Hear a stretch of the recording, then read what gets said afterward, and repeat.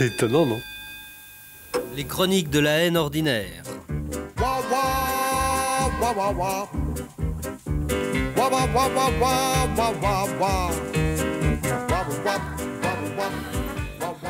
À 30 ans, Ophélie Labourette supplantait dans la hideur et la disgrâce les culs des cynocéphales les plus tourmentés.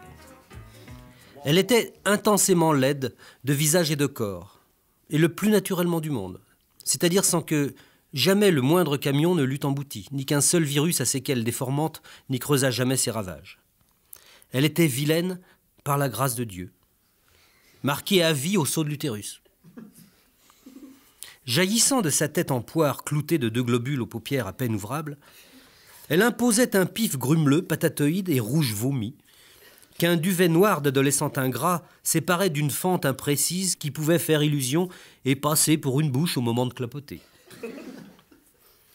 Autour de ce masque immétable, elle entretenait toute une chignonnerie de poils à balai de crin qui se hérissait sur les tempes au temps chaud pour cacher en vain les pavillons de détresse de ses oreilles boursouflées dont seule la couleur, identique à celle du nez, apportait un semblant d'harmonie au demeurant regrettable à cette informité.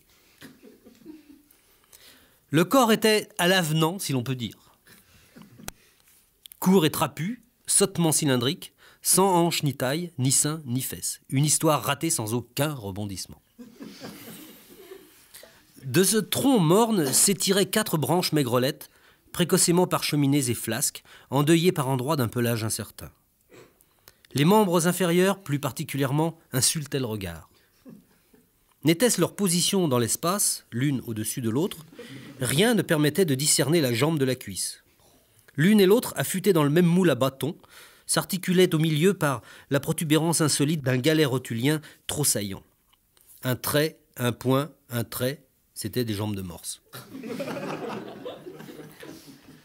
Moins affriolantes que bien des prothèses. Avec, pour seul point commun avec les jambes des femmes, une certaine aptitude à la marche à pied. La Providence, dans un de ces élans sournois de sa méchanceté gratuite, qui l'incite à faire éclore les plus belles roses sur les plus écœurants fumiers, avait cru bon d'égarer au milieu de toute cette bassesse une perle rare d'une éclatante beauté. Ophélie Labourette avait une voix magnifique.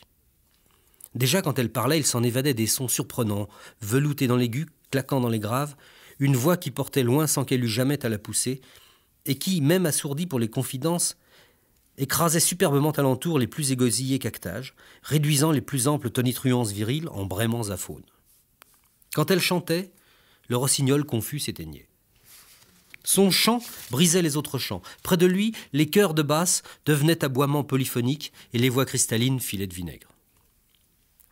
Si Ophélie Labourette était née très sotte ou aveugle, un jury particulièrement doué de mansuétude aurait pu accorder à Dieu des circonstances atteignantes que lui-même, dans l'arrogant égocentrisme de son infinie sagesse, refusa naguère au docteur Frankenstein. Mais Dieu est un salaud. Fignoleur dans le sadisme comme peu de bourreaux des camps, il avait imaginé de doter sa créature d'une âme d'artiste sensible et raffinée que soutenait un esprit vif et brillant.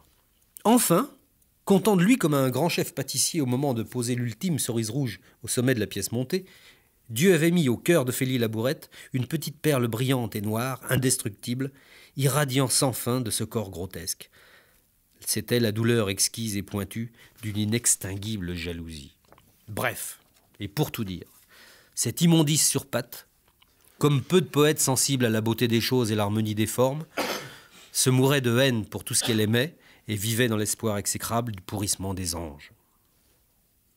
Un jour de rouge automne, alors qu'elle cachait ses détresses au fond d'une forêt noire, Ophélie Labourette rencontra dans un sentier caillouteux un gros crapaud dégueulasse qui coassait par là. « Vous semblez bien triste, mademoiselle, dit le crapaud. »« C'est que je suis épouvantable, monsieur le crapaud. Je donnerais tout au monde pour quitter ce corps contrefait et cette tête repoussante et me changer de peau. »« Je puis quelque chose pour vous, dit encore le crapaud. Figurez-vous, mademoiselle, que je suis une fée ravissante, victime du mauvais sort, sur moi jeté par la fée Ladurace. Seul un baiser sur mon dos pustuleux pourra me rendre mon apparence première.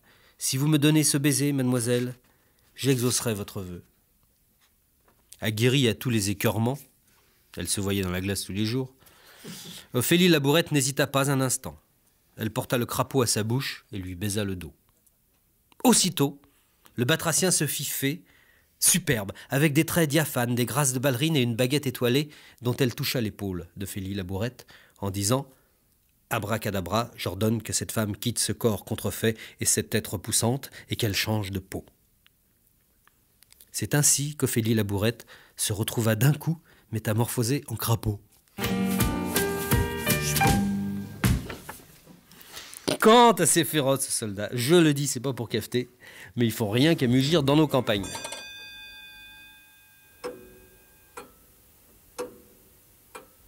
C'est étonnant, non ?